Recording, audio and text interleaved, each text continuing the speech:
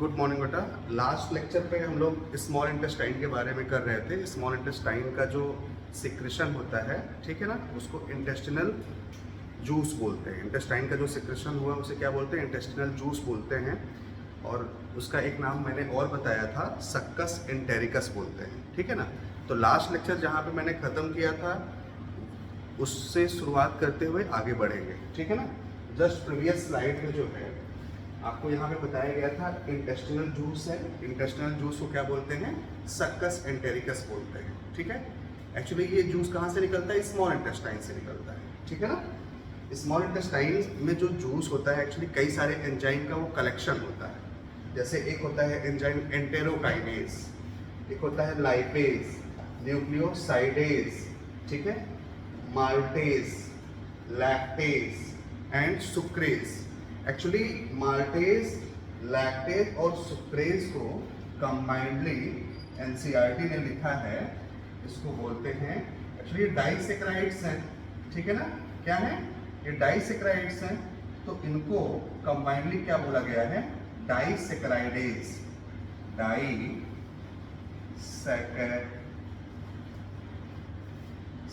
डाइसेक्राइडेज। देखो मोस्टली जिस भी टर्म के लास्ट में ए एस ई लगता है ना वो एंजाइम को इंडिकेट करता है, ठीक है ना। बात समझ में आई? All enzymes are protein but all proteins are not enzyme. ये कई बार मैं क्लास में बताता रहता हूँ, ठीक है। तो ए एस ई ऐसा नहीं, अगर किसी कोई अब जैसे ट्रिप्सिन है तो वहाँ पे तो लगा नहीं है, लेकिन वो भी तो एंजाइम है, ठीक है ना। बट मोस्टली जितने भी एंजाइम, अगर आपको कोई भी टर्म दिखे फिर उसमें लास्ट में ASE लिखा रहे तो क्या कहलाता है? वो एंजाइम, ठीक है ना। दूसरी बात और यहाँ पे मैंने बताया था किस तरीके से, जैसे ये ट्रिप्सिनोजेन है, ये कहाँ से निकलता है? पैंक्रियाज से निकलता है, ठीक है ना। ये पैंक्रियाज से निकलता है, लेकिन पैंक्रियाज से ये निकल रहा है। पैंक्रियाज का स्ट्रक्चर कैसा होता है? लीफ लाइक स्ट्रक्चर होता है, ठीक है ना। लीफ लाइक स्ट्रक्चर है, तो लीफ लाइक स्ट्रक्चर से ट्रिप्सिनोजेन निकला, बट वो ट्रिप्सिनोजेन इनएक्टिव फॉर्म है, ठीक है ना। ये क्या लिखा है? इनएक्टिव फॉर्म, ठीक है ना। एक इनएक्टिव एंजाइम है, इसको एक्टिवेट करने के लिए एक्चुअली ये रिलीज कहाँ पे हुआ? Trypsinogen small intestine. तो स्मॉल इंटेस्टाइन में मौजूद जो इंटेस्टिनल जूस होता है उसमें जो एंजाइम्स होते हैं इसको एक्टिवेट करते हैं, किसमें? ट्रिप्सिन में। बात समझ में आ रही है? एंटेरोकाइनेज देखो आया है और ट्रिप्सिनोजेन को ट्रिप्सिन में कन्वर्ट कर दिया है। अब ट्रिप्सिन कन्वर्ट हो गया, एक्टिवेट हो गया, मतलब ट्रिप्सिन क्या हो गया? एक्टिव हो गया। Trypsin is the active form of trypsinogen. बात समझ में आ रही है ना। अब यहाँ पे ट्रिप्सिन की ये रिस्पॉन्सिबिलिटी बन जाएगी, भाई एक्टिव आप हो गए तो आपका कुछ वर्क होगा ना, बोलिए, ठीक है। तो अब ट्रिप्सिन क्या करता है? काइमोट्रिप्सिनोजेन को काइमोट्रिप्सिन में कन्वर्ट कर दिया, और यही ट्रिप्सिन प्रोकार्बोक्सीपेप्टिडेज को कार्बोक्सीपेप्टिडेज में कन्वर्ट कर दिया। बातें समझ में आ रही हैं, ठीक है। अब थोड़ा सा और भी आप देखेंगे, एक्चुअली इससे भी मैंने पैंक्रियाज बताया रहा होगा, ठीक है। यहाँ पे मैंने बताया था मिल्क प्रोटीन, कैसीन क्या होता है? मिल्क प्रोटीन होती है, किस किस तरीके से ब्रेक डाउन होता है, ठीक है ना। इस पे रेनिन आता है, इसको पैराकैसिन में कन्वर्ट करता है। थोड़ा सा एक बार समराइज करते हुए फिर प्रोसीड ऑन करेंगे आगे की तरफ। और यहाँ पे मैंने बताया था पैंक्रियाज। पैंक्रियाज में आप देखोगे ट्रिप्सिनोजेन है कि नहीं? जो वहाँ पे था ट्रिप्सिनोजेन कैसा फॉर्म है? इनएक्टिव फॉर्म है, ठीक है, इनएक्टिव फॉर्म है। और यहाँ पे काइमोट्रिप्सिनोजेन है ये। देखो एक यहाँ पे स्पेलिंग एरर हुई थी। Chymotrypsinogen, procarboxypeptidase, pancreatic amylase, pancreatic lipase. Actually pancreatic lipase जो है उसको एक नेमिंग और भी इंडिकेट कर सकते हैं, एक्चुअली एनसीईआरटी में तो नहीं दिया है बट आप ऐड कर सकते हो। इसको बोलते हैं स्ट्रिप्सिन,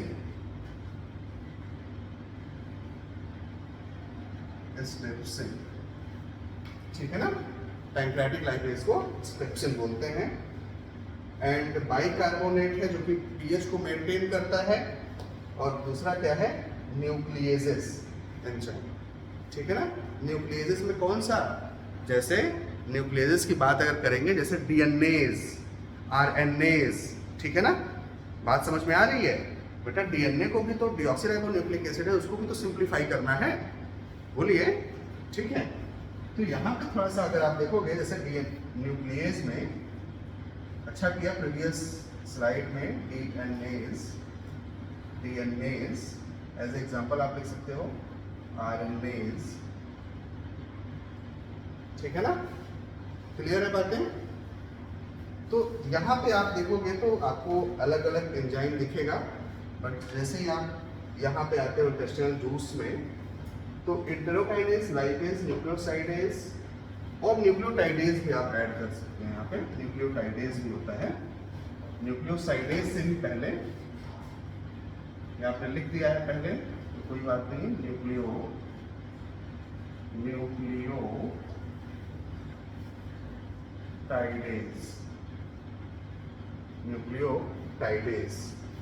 and maltase, lactase and sucrase, ये सारे आपके क्या हो गए? डाइसेक्राइडेज हो गए।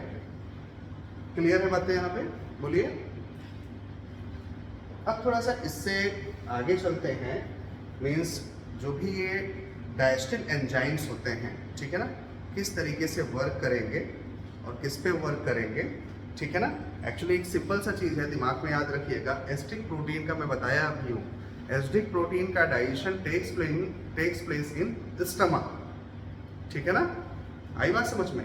लेकिन देखो स्टमक जो हमारा है उसमें उसका पीएच एसिडिक होता है, या आप बोल सकते हो उसका जो इन्वायरमेंट होता है वो कैसा होता है? एसिडिक होता है। उसका जो माहौल होता है गैस्ट्रिक जूस का, वो एसिडिक होता है, क्योंकि हमारे स्टमक में क्या निकलता है? HCl निकलता है, ठीक है ना। और HCl जो निकलता है उसका pH 1.8 है, हाईली एसिडिक है। ऐसा नहीं कि एसिडिक, वो हाईली काफ़ी ज़्यादा एसिडिक होता है। क्लियर है बात?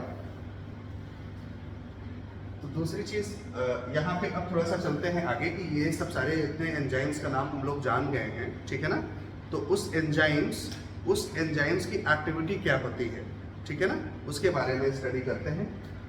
अच्छा, और एक चीज़ यहाँ पे थोड़ा सा और भी करते हैं। एक्चुअली स्मॉल इंटेस्टाइन का जो pH है ना वो 8 होता है, ठीक है ना, लेकिन अगर ऑप्शन में 8 दिया है, ठीक है ना, एक्चुअली एनसीईआरटी ने 7.8 माना है, क्लोज टू द 8, ठीक है ना, तो उसको ज़्यादा प्रेफर करेंगे हम लोग। क्लियर है बात?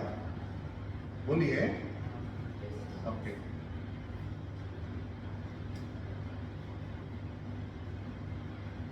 तो यहाँ पे 7.8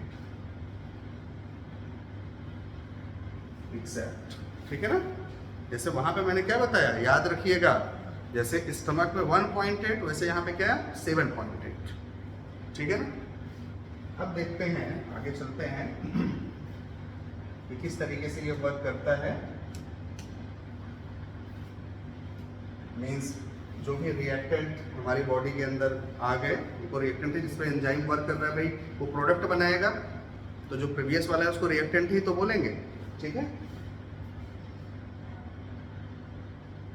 अब ये ट्रिप्सिन या काइमोट्रिप्सिन या कार्बोक्सी पेप्टिडेज किस तरीके से वर्क करता है, मीन्स ये बेसिक प्रोटीन का डाइजेशन करेंगे। यहाँ पे प्रोटीन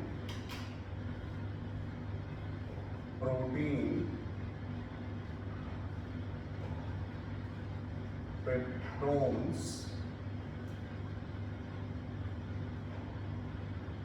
और प्रोटियोसिस, ठीक है ना। इन सब पे वर्क करता है कौन कौन से एंजाइम?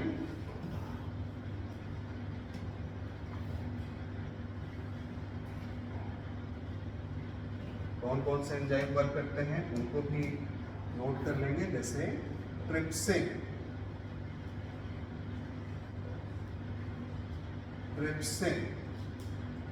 बेटा देखो ये एक्टिव हो गया ना ट्रिप्सिन,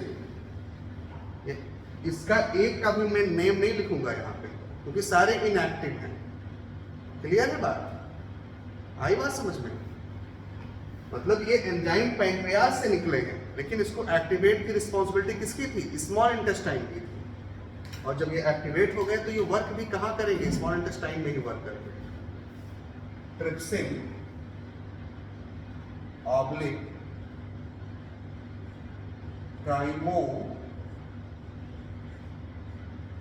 ट्रिप्सिन और एक आपका एंजाइम है कार्बोक्सीपेप्टिडेज।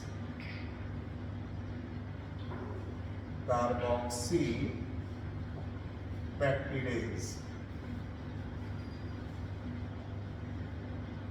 ठीक है ना। ये किसमें कन्वर्ट कर देगा, किसमें कन्वर्ट कर देगा, डाइपेप्टाइड्स, बिल्कुल सही, डाइपेप्टाइड्स।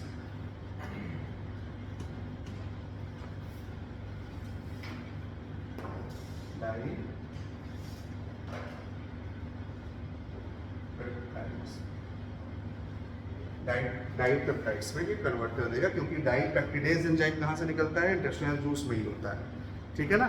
तो डाइपेप्टाइड मतलब बेटा देखो, दो अमीनो एसिड मिलते हैं तो हाइड्रोलिसिस की प्रोसेस होती है, वाटर निकल जाता है तो पेप्टाइड बॉन्ड बन जाता है, और उसी पेप्टाइड की चेन को आप अमीनो एसिड जुड़ते चले जाते हैं तो प्रोटीन का स्ट्रक्चर बन जाता है, ठीक है ना। तो अगर प्रोटीन टूटेगा तो भाई वो पेप्टाइड बॉन्ड भी तो टूटेंगे, बताइए, समझ में आ रही है ना बात, ठीक है।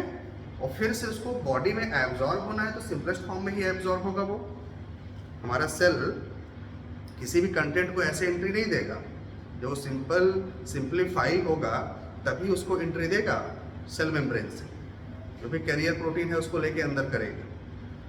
बातें समझ में आ रही है। जैसे कोई भी चीज़, कोई भी कंटेंट कॉम्प्लेक्स है तो आपके दिमाग में वो घुसेगा ही नहीं, तो टीचर का रोल क्या होता है, वो जो कॉम्प्लेक्स कंटेंट है उसको जहाँ तक हो सके सिंप्लीफाई करें, तब आपके न्यूरॉन उसको एक्सेप्ट करेंगे, तब आपको चीज़ें मेमोराइज रहेंगी। क्लियर है बातें, ठीक है ना। इसके बाद हम लोग देखते हैं, एक्चुअली आपने देखा है कि लाइपेज भी निकलता है, ठीक है ना। लाइपेज को मैंने वहाँ पे जो पैंक्रियास था स्टेप्सिन बोला, ठीक है। अब यहाँ पे आप देखिए जो फैट होता है, फैट पे एक्चुअली हम लोग डाइजेशन पढ़ रहे हैं, ठीक है ना। तो जो फूड कंटेंट है, ठीक है ना, उसको सिंपल एंजाइम हम लोगों ने कर लिया। अब डाइजेशन, फूड का डाइजेशन देख रहे हैं किस तरीके से वो एंजाइम उस पर वर्क करता है और ब्रेक करता है उसको। ये फैट्स हो गए, फैट कौन बेटा ब्रेक करेगा, लाइपेज ना, लाइपेज जो है वो ब्रेक करेगा। इसको थोड़ा सा अलग कलर से कर लें,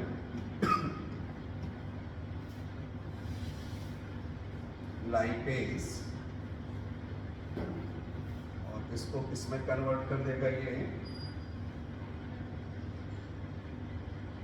डाइग्लिसराइड्स में, डाइग्लिसराइड्स या ग्लिसराइड भी आप कर सकते हो ना, डाइग्लिसराइड्स, उसके बाद फिर मोनोग्लिसराइड्स, ठीक है। डाइग्लिसराइड्स,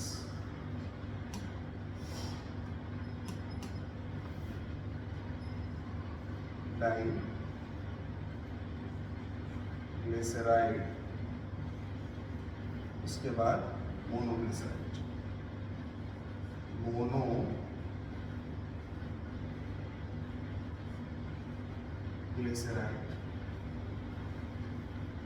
क्लियर है बात। लाइपेज का कंसंट्रेशन क्या करता है, डाइग्लिसराइड से मोनोग्लिसराइड। एक्चुअली जो फैट होता है ना, जो फैट ब्रेक डाउन होगा, ठीक है ना, तो डाइग्लिसराइड, उसके बाद मोनोग्लिसराइड। बट थोड़ा सा अगर आप और भी चीज़ें देखो कि जैसे आपने यहाँ पे देखा कि ये क्या है, डाइसैकराइडेज है, ठीक है ना, माल्टोज, लैक्टोज, सुक्रेज। आपने देखा होगा कि 30% digestion takes place in mouth, जब आपको माउथ कराया जा रहा होगा। क्लियर है बात। तो माउथ के बाद, माउथ में जो चीज़ें सिंप्लीफाई हुई वो आके स्मॉल इंटेस्टाइन में क्या होता है, और सिंप्लीफाई हो जाता है।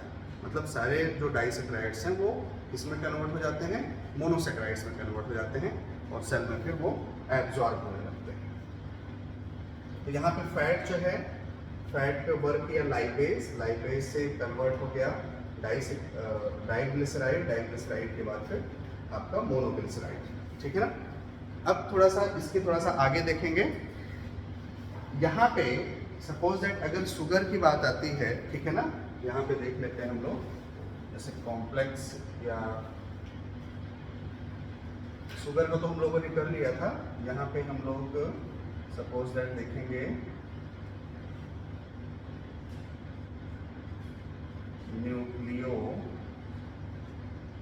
न्यूक्लियोटाइड। अगर न्यूक्लियोटाइड की बात करेंगे या न्यूक्लिक एसिड की बात कर लें, डीऑक्सीराइबोन्यूक्लिक एसिड, तो डीऑक्सीराइबोन्यूक्लिक एसिड पे डीएनएज वर्क करेगा, किसमें कन्वर्ट कर देगा। जैसे न्यूक्लियेज एंजाइम होते हैं ना, न्यूक्लियेज एंजाइम मैंने दो बताया है, डीएनएज और आरएनएज। ठीक है ना। तो न्यूक्लिक एसिड पे डीएनएज और आरएनएज वर्क किए, उसको किसमें कन्वर्ट कर दिए, न्यूक्लियोटाइड में वर्क कर दिए, मीन्स ब्रेक कर दिए। अब न्यूक्लियोटाइड पे वर्क करेगा न्यूक्लियोटाइडेज, और न्यूक्लियोटाइडेज उसको किसमें कन्वर्ट कर देगा, न्यूक्लियोसाइड में। न्यूक्लियोसाइड पे कौन वर्क करेगा, न्यूक्लियोसाइडेज वर्क करेगा। ठीक है। न्यूक्लियोसाइड में जब न्यूक्लियोसाइडेज वर्क करेगा, अभी जो चीजें बचेंगी वो कर लेंगे। ठीक है ना। इसमें आता है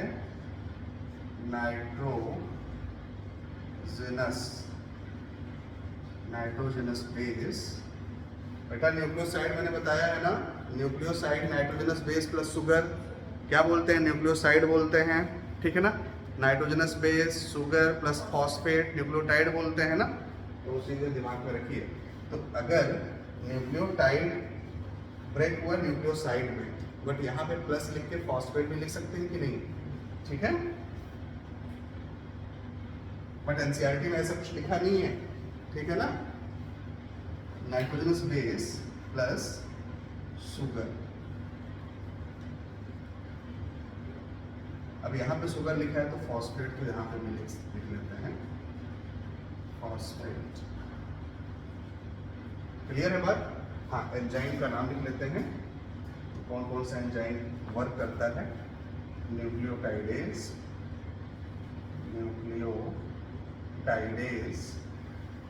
और यहाँ पे न्यूक्लियोसाइडेज। ठीक है। बातें समझ में आ रही है। थोड़ा सा और भी देखेंगे बेटा यहाँ पे। अब जैसे आपका माल्टेज है, तो माल्टोज जो है वो क्या है, डाइसैकेराइड से। माल्टोज पे कौन वर्क करेगा, माल्टेज। समझ रहे हो कि नहीं। देखो सब में यहाँ पे ASE, ASE, ASE। ठीक है ना। सारे क्या है, एंजाइम ही तो है। तो माल्टोज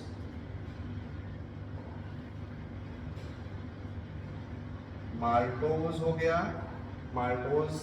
उसके बाद सुक्रोज। अभी ये सब कंटेंट है, इसके एंजाइम, यही एंजाइम वर्क करेंगे। इसके बाद आपका लैक्टोज। अब माल्टोज पे जब माल्टेज वर्क करता है, ठीक है ना, इसको ऐसे बना लेते हैं, तब ये कन्वर्ट किसमें होता है, ग्लूकोज के दो मॉलिक्यूल मिलके क्या बनाते हैं, माल्टोज बनाते हैं। या माल्टोज के टूटने पे दो मॉलिक्यूल ऑफ ग्लूकोज बनता है। ठीक है ना। तो ग्लूकोज प्लस ग्लूकोज, सुक्रोज में glucose plus fructose, glucose plus fructose. देखो बेटा क्या है, ग्लूकोज का भी मॉलिक्यूलर फॉर्मूला C6H12O6 होता है, फ्रक्टोज का भी C6H12O6 होता है। फिर भी दोनों का नाम अलग अलग है। एक्चुअल में यहाँ पे एक फंक्शनल ग्रुप होता है, इसमें एल्डिहाइड होता है और इसमें क्या होता है, कीटोन होता है। ठीक है ना। आई बात समझ में। ठीक है। ये चीज़ें मैं जब थोड़ा सा मॉलिक्यूलर बायोमॉलिक्यूल्स पे जाता हूँ तो वहाँ पे ये चीज़ें इंडिकेट करता हूँ। ठीक है ना, कि इसका यूज हर जगह पे मिलेगा। भाई हमारी बॉडी में क्या है, हर जगह पे तो मॉलिक्यूल्स ही हैं, हमारी बॉडी लिविंग है इसलिए बायोमॉलिक्यूल्स बोल दिया, ठीक है ना। तो हर चीज़ को थोड़ा सा कोरिलेट करके करिए, ठीक है। लैक्टोज पे लैक्टेज वर्क करेगा तो किसमें कन्वर्ट करेगा, glucose plus lactose, glucose plus lactose. Enzyme का नेम यहां पे मेंशन कर देते हैं, माल्टेज सुक्रेज लैक्टेज। एक बार नोट डाउन कर लिए, फिर आगे बढ़ते हैं।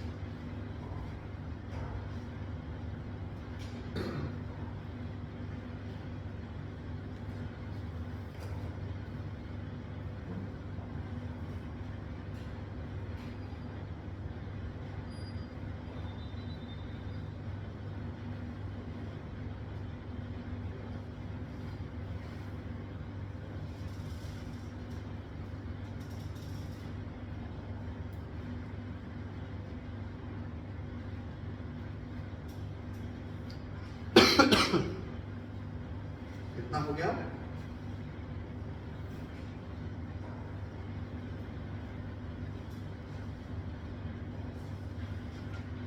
ठीक है। अब आगे हम लोग जैसे यहाँ पे डाई ग्लिसराइड्स हैं, ठीक है, मोनोग्लिसराइड्स हैं, तो डाई ग्लिसराइड्स या जो मोनोग्लिसराइड्स है, जब ये ब्रेक होता है तो फैटी एसिड और ग्लिसरॉल बनता है, ठीक है ना। एक्चुअली फैटी एसिड और जो ग्लिसरॉल होता है वो डायरेक्टली एब्जॉर्ब नहीं हो पाता, वो इनसॉल्युबल होता है एक्चुअल पे, ठीक है ना। तो जो फैटी एसिड और ग्लिसरॉल होता है, ठीक है ना, तो इनकारपोरेट विथ सम ड्रॉपलेट्स के साथ में उनको क्या बोलते हैं, मिसल्स बोलते हैं, ठीक है ना।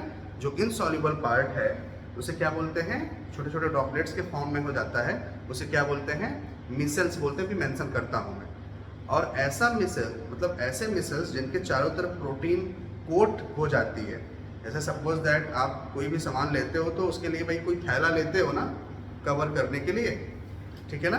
तो अगर उस मिसल्स की कवरिंग प्रोटीन कोट की हो जाए तब उसको क्या बोलते हैं, काइलोमाइक्रोन बोलते हैं। तो टर्म थोड़ा सा है, ठीक है ना, बट एनसीईआरटी में ये चीज़ मेंशन है तो इसको करना भी ज़रूरी है। कई बार जब रिवीजन होगा तो चीज़ें हो जाएंगी, ठीक है। तो वहाँ पे हम लोग थोड़ा सा आगे करेंगे। पहले तो जो ग्लिसराइड्स है, डाइग्लिसराइड्स है और मोनोग्लिसराइड्स है, किस तरीके से वो मतलब कौन उस पर आके वर्क करेगा, लाइपेज ही वर्क करेगा, ठीक है ना, और उसको किस में कन्वर्ट कर देगा, फैटी एसिड एंड ग्लिसरॉल में, ठीक है ना। तो यहाँ पे ये चीज़ें हो गई। एक और भी चीज़ मेंशन कर देते हैं, पॉलीसेकेराइड्स। पॉलीसेकेराइड एक्चुअली जो यहाँ पे डाइसेकेराइड्स, ये सारे तो डाइसेकेराइड्स हो गए, ये सारे क्या हैं, डाइसेकेराइड्स हैं, डाइसेकेराइड्स। ये डाइसेकेराइड्स थे और ये डाइसेकेराइड कैसे बना होगा, जब पॉलीसेकेराइड टूटा होगा।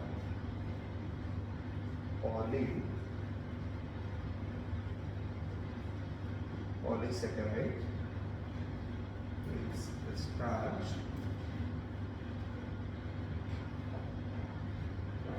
और स्टार्च ये कौन वर्क करता है,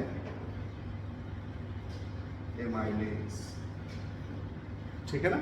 एक चीज जब मैंने माउथ में बताया था तो वहां पे ये चीजें इंडिकेट किया था एक बार। क्लियर है बातें इतना। अब आगे बढ़ते हैं।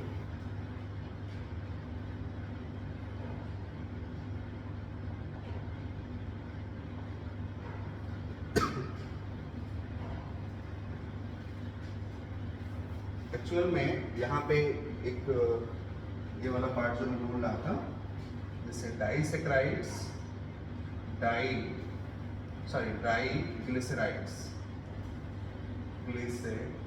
डाइग्लिसराइड एंड मोनोग्लिसराइड,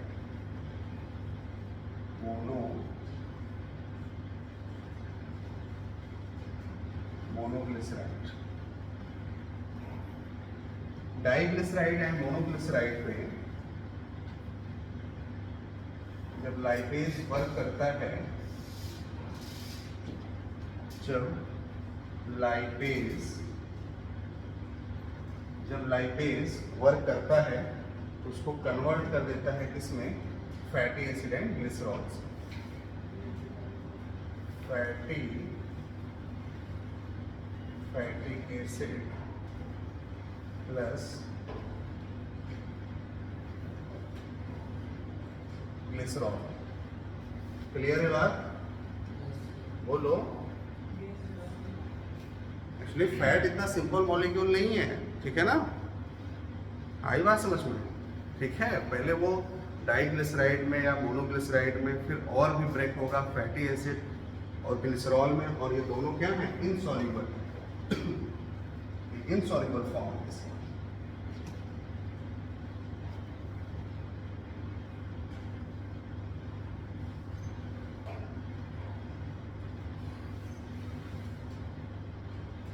इनसॉल्युबल, ठीक है ना? बात समझ में आ रही है? और ये जो इनसॉल्युबल फॉर्म है, ठीक है ना, मीन्स इनसॉल्युबल फॉर्म है, और ये जो छोटे छोटे ड्रॉपलेट्स के फॉर्म में हो जाता है, जब फैट मॉलिक्यूल टूटता है, मोनोग्लिसराइड टूटता है, तब इसको क्या बोलते हैं, मिसल्स बोलते हैं। क्या बोलते हैं? मिसल्स बोलते हैं।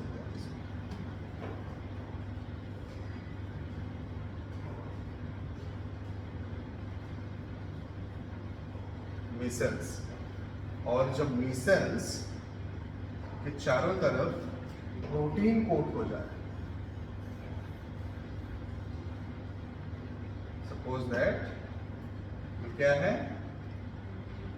प्रोटीन कोट है,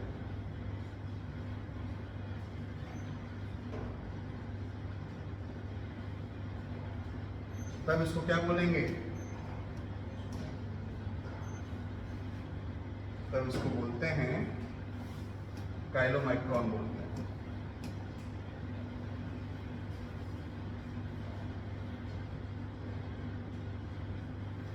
काइलोमाइक्रॉन्स। क्लियर है बात?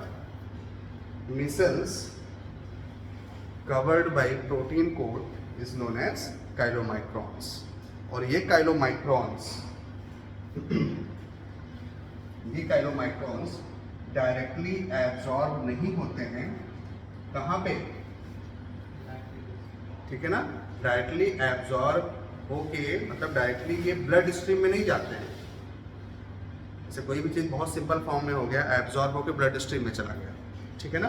बट ये काइलोमाइक्रॉन्स पहले कहाँ पे जाएंगे, जो माइक्रोविलाई होती है, ठीक है ना, स्मॉल इंटेस्टाइन में जो माइक्रोविलाई होती है, जो कि सरफेस एरिया को बढ़ा देती है। सरफेस एरिया बढ़ेगा तो रेट ऑफ एब्जॉर्प्शन बढ़ जाएगा। बात समझ में आ रही है? तो ये काइलोमाइक्रॉन्स कहाँ पे एब्जॉर्ब होंगे, जो माइक्रोविलाई होती है, माइक्रोविलाई में एक स्ट्रक्चर है लैक्टियल्स, उसमें जाके एब्जॉर्ब होते हैं।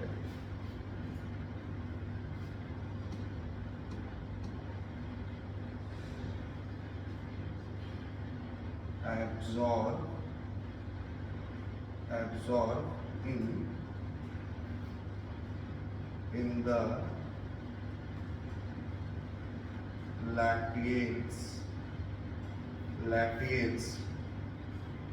लैक्टियल्स क्या होता है, लिम्फ वेसल्स का मॉडिफिकेशन है।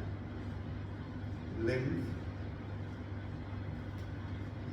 वेसल्स एब्जॉर्ब इन लैक्टियल, ठीक है ना? उसके बाद कहाँ पे जाता है, तब ये जाता है blood stream.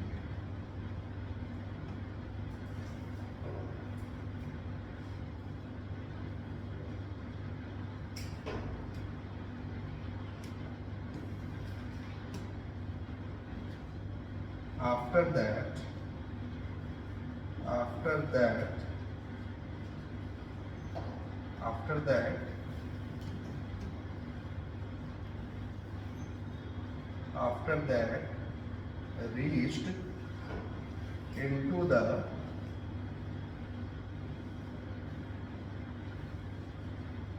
Blood stream. Clear है बात? ठीक है ना, बातें समझ में आ रही हैं?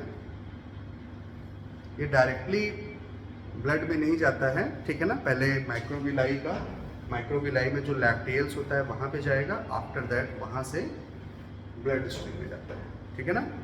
क्लियर है बात? लैक्टेल्स ऑफ माइक्रोविलाई।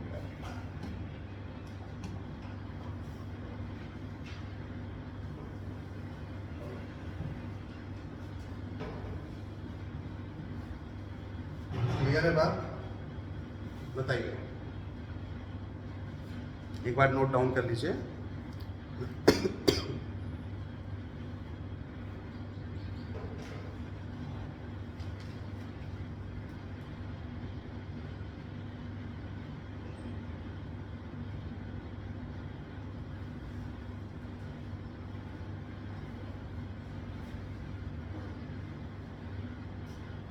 हम लोग थोड़ा सा आगे बढ़ते हैं।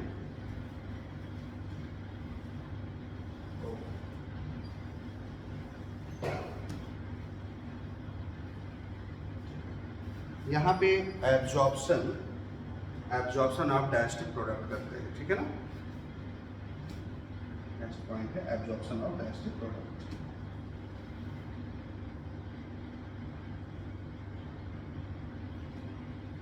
Absorption of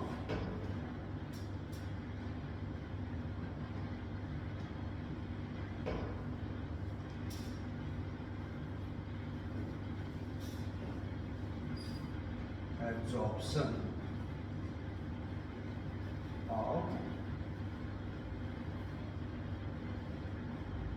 digestive product।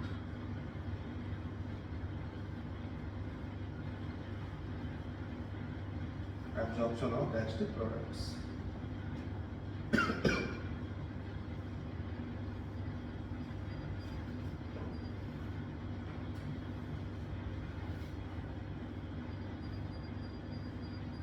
ठीक है, एक्चुअली देखो डाइजेशन वाला पार्ट हो गया, एब्जॉर्प्शन ऑफ डाइजेस्टिव प्रोडक्ट में बहुत लिमिटेड ही है पॉइंट, ठीक है? जैसे हमारे माउथ में आपने देखा कि कार्बोहाइड्रेट का जो ब्रेकडाउन, जो डाइजेशन होता है वो 30% हो जाता है, माउथ से ही शुरू हो जाता है। कोई भी ड्रग वगैरह लेते हो, मेडिसिन वगैरह लेते हो तो उसका भी एब्जॉर्प्शन होता है। आफ्टर दैट आप आते हो ओइसोफेगस जो होता है वहाँ पे किसी भी चीज़ का एब्जॉर्प्शन नहीं होता है, ठीक है ना? जस्ट फूड आता है स्टमक में आता है, ठीक है? स्टमक में जो है अगर आप देखोगे वाटर मॉलिक्यूल्स रहेगा, ठीक है ना? वाटर मॉलिक्यूल के साथ में अगर अल्कोहल है तो अल्कोहल का भी एब्जॉर्प्शन होता है। बात समझ में आ रही है? ठीक है, थोड़ा सा और आगे आप बढ़ते हैं तो आपका आता है स्मॉल इंटेस्टाइन आता है। तो स्मॉल इंटेस्टाइन में ग्लूकोज का, अमीनो एसिड्स का, ठीक है ना? बात समझ में आ रही है? ग्लूकोज का, अमीनो एसिड्स का, कुछ आयंस का, इन सब का एब्जॉर्प्शन होता है जब आप लार इंटेस्टाइन में आते हैं, ठीक है ना? तो लार इंटेस्टाइन में वाटर्स का मीन्स कुछ वाटर का एब्जॉर्प्शन होगा, कुछ मिनरल्स का एब्जॉर्प्शन होगा, लेकिन वहाँ पे जो सिक्रेशन होता है, ठीक है ना, वो म्यूकस का सिक्रेशन होता है, ठीक है ना? बात समझ में आ रही? जैसे बेटा होता है ना कॉन्स्टिपेशन की प्रॉब्लम, जब अभी हम लोग डिजीज में चलेंगे, means disorder of digestive system, तो वहाँ पे आप लोग डिजीज में कई सारी डिजीज हैं वो आप करोगे, ठीक है? जॉन्डिस हो गया, डायरिया हो गया, वॉमिटिंग हो गई, ठीक है ना? ये सब किसी न किसी फैक्टर की वजह से होता रहता है। बात समझ में आ रही है? तो यहाँ पे एब्जॉर्प्शन में आप लोग कुछ चीज़ें कर लोगे, जैसे पहला तो माउथ कर लेते हैं इनको। फर्स्ट पॉइंट माउथ,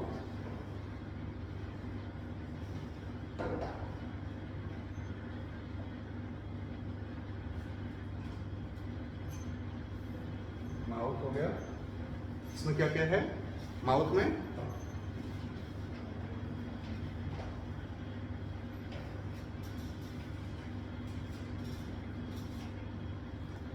ड्रग हो गया, सारांश, और क्या है इसमें? ड्रग,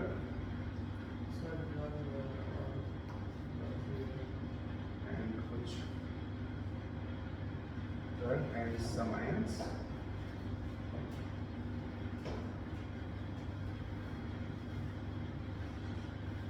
ठीक है। दूसरा है ओइसोफेगस में नो, किसी भी तरीके का एब्जॉर्प्शन नहीं। दूसरे नंबर पे आते हैं हम लोग स्टमक में।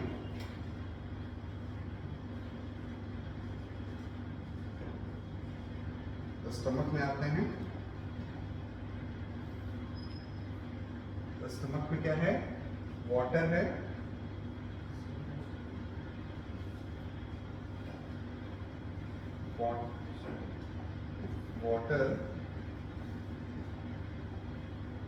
वाटर, सिंपल शुगर,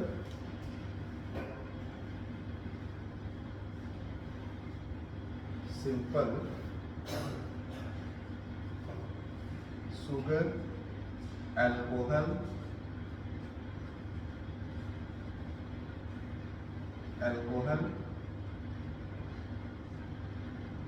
ठीक है। इन सब चीजों का मतलब जो होता है एब्जॉर्प्शन होता है। तीसरे नंबर पे आए अगर हम लोग स्मॉल इंटेस्टाइन में,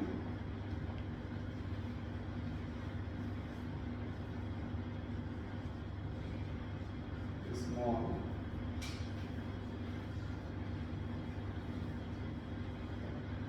इंटेस्टाइन में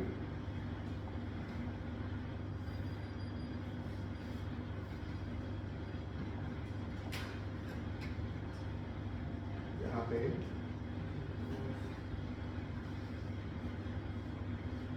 ग्लूकोज, फ्रक्टोज,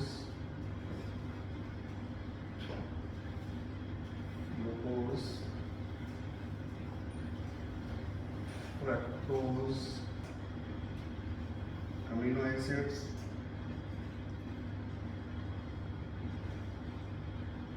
अमीनो एसिड्स, तो सब सारे इसमें हो जाएगा। फैटी एसिड,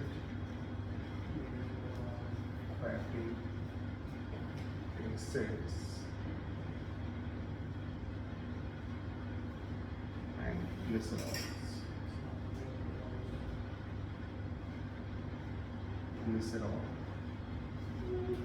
ठीक है। एक बार नोट डाउन कर लीजिए।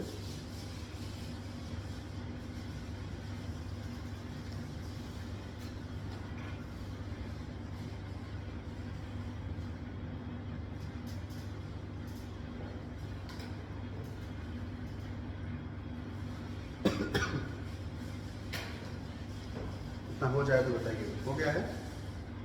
ओके। चौथा क्या है? Large intestine.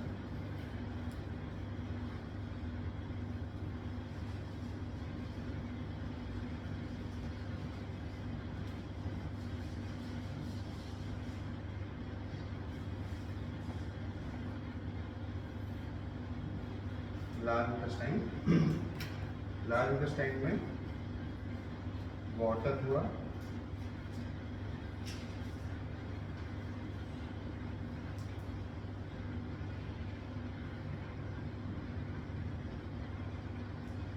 some minerals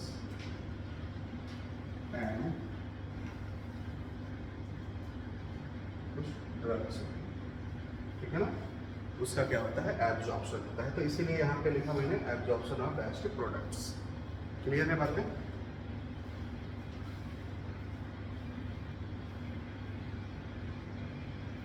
कुछ टर्म और भी हैं, वो भी थोड़ा सा मेंशन कर देंगे।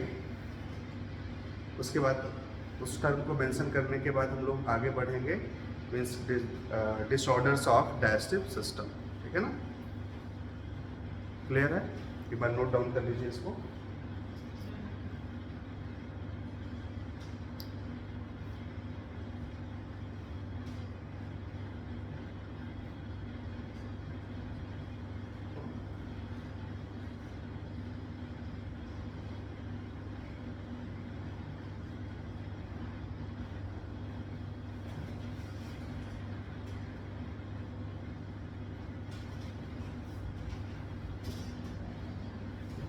ओके, आगे चलते हैं।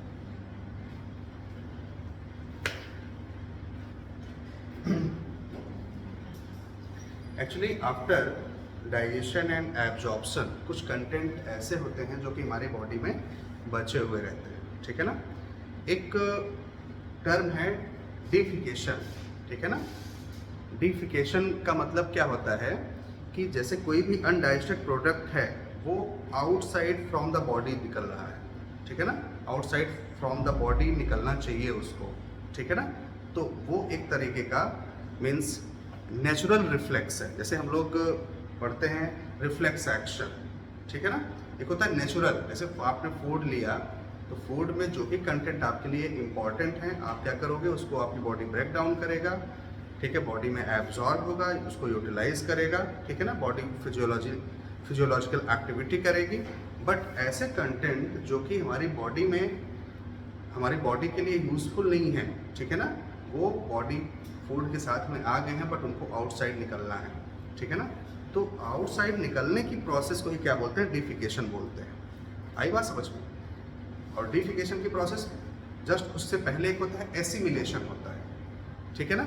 जब कोई भी फूड कंटेंट एब्जॉर्ब होके ब्लड स्ट्रीम से हमारे टिश्यू में पहुंच जाएगा, और हमारे टिश्यू में क्यों पहुंचेगा, क्योंकि हमारा टिश्यू उसको यूटिलाइज करेगा तभी तो उसको एनर्जी मिलेगी, बोलिए, ठीक है ना। तो उस प्रोसेस को क्या बोलते हैं, एसिमिलेशन बोलते हैं, ठीक है ना। तो कुछ इंपॉर्टेंट टर्म्स हैं, assimilation,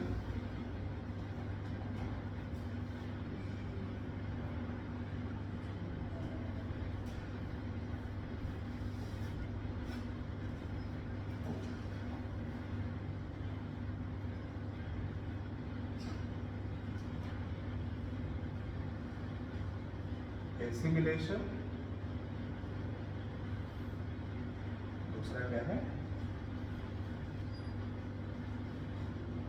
defecation.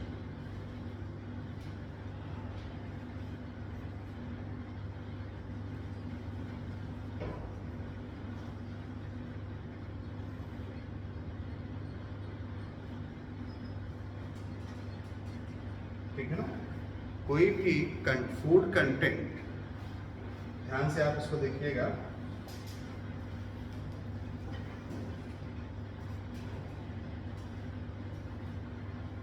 Food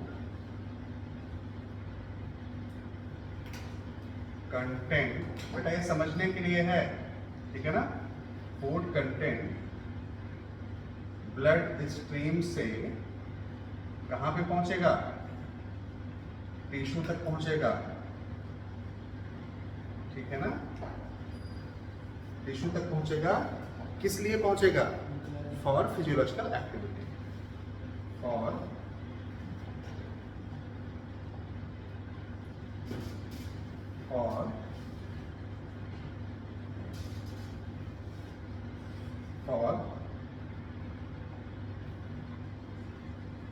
physiological activity के लिए,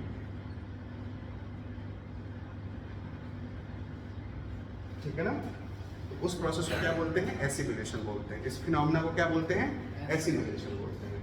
अब डिफिकेशन का मतलब क्या होता है, डिफिकेशन एक नॉर्मल सी बात करेंगे तो एक नेचुरल रिफ्लेक्स है,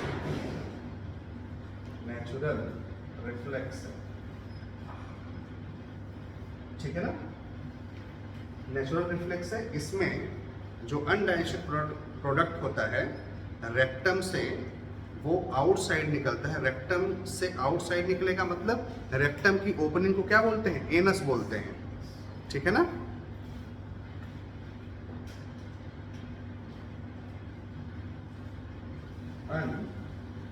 undigested product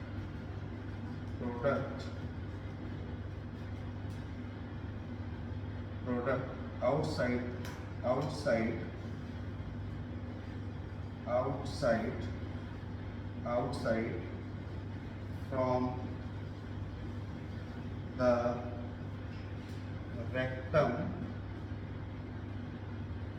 from the rectum through anus, ठीक है ना। Undigested product outside from the rectum through anus takes place clear है मेरा बेटा? सो क्या बोलते हैं? डिफिकेशन बोलते हैं। क्लियर है? नोट डाउन कर लीजिए।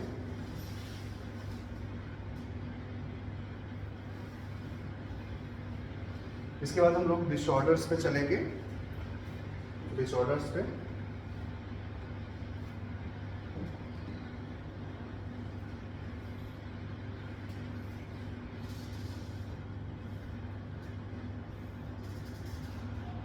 टेक्स प्लेस, यहाँ पे टिश्यू हो गया, ये फूड कंटेंट प्लस ब्लड है।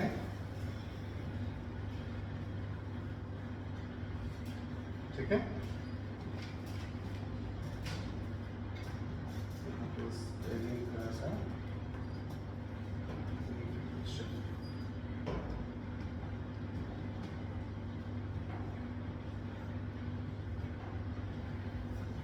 ठीक है। अब आगे हम लोग बढ़ते हैं, means disorder of digestive, disorder of digestive system, disorder of digestion.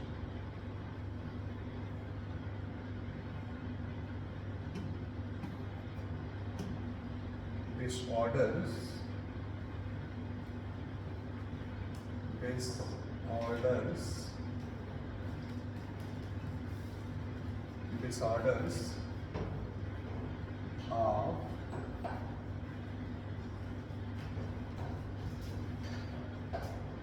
digestion,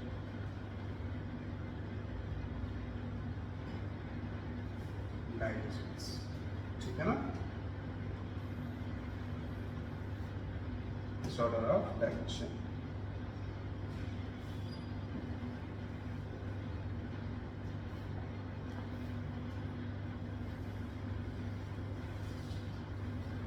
Disorder of digestion. देखो, एक्चुअली अगर हम लोग बॉडी में बात करें डाइजेशन के रेफरेंस में, यहाँ पे अगर डिसऑर्डर्स की बात करते हैं तो बहुत सारे फैक्टर होते हैं जो डाइजेशन को डिस्टर्ब करते हैं। ठीक है ना? जैसे कुछ बैक्टीरिया होते हैं, मीन्स वायरल फैक्टर हैं, बैक्टीरियल फैक्टर हैं। ठीक है ना? ये सब क्या करते हैं? बॉडी को, मीन्स बॉडी में जो डाइजेशन की प्रोसेस होती है उसको क्या करते हैं? डिस्टर्ब करते हैं। ठीक है ना? जैसे अलग अलग टाइप की डिजीज़ होती है, जैसे डायरिया हो गया, वॉमिटिंग हो गई। ठीक है ना? अलग अलग टाइप की बीमारी से हम लोग फेस करते हैं। ठीक है। दूसरी चीज़, अगर हम लोग बात करें कुछ अदर फैक्टर हैं, उनके मेल न्यूट्रिशन से, सपोज दैट प्रोटीन मॉलिक्यूल हुआ, कैलोरी हुआ, ठीक है ना, तो उससे भी हमारी बॉडी क्या करती है? सफ़र कर जाती है। ठीक है ना? उसकी डिफिशियंसी से हमारी बॉडी कहीं ना कहीं सफ़र करती है। ठीक है। आप लोगों के साथ केमिस्ट्री की क्लास है, ठीक है ना, तो आप उसको कंटिन्यू करो, हम लोग नेक्स्ट लेक्चर में इसको करते हैं। ठीक है ना? ओके बेटा, बाय बाय।